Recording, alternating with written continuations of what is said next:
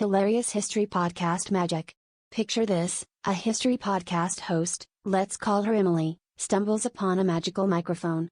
Not the kind that simply amplifies her voice, but one that summons historical figures with a penchant for hilarity. She decides to test it out, and suddenly, George Washington appears, not to cross the Delaware, but to cross his fingers that people will believe he invented the cherry pie.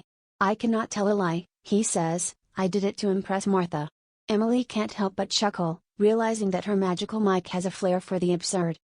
As Emily continues her podcast, Abraham Lincoln shows up insisting that his stovepipe hat was actually a fashion statement inspired by early hipsters. Honest Abe claims he once had the most followers on ye old Instagram, which was really just a piece of parchment he mailed to his friends.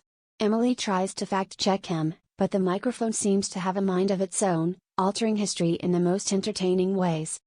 The next guest is Benjamin Franklin, who asserts he discovered electricity not with a kite and a key, but by rubbing his feet on a carpet and touching a doorknob.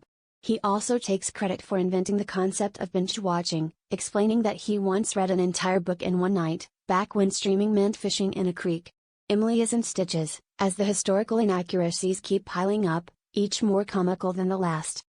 To cap it all off, the microphone summons Amelia Earhart, who claims she didn't disappear but just got lost trying to find the world's first drive-thru.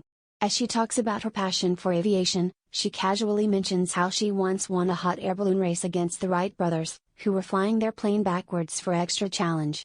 Emily's podcast becomes a hit, not because of the accurate history lessons, but because the hilarity of historical figures weaving tales more fictitious than facts. As Emily wraps up the episode, she marvels at how much fun learning history can be, even when it's comically off course.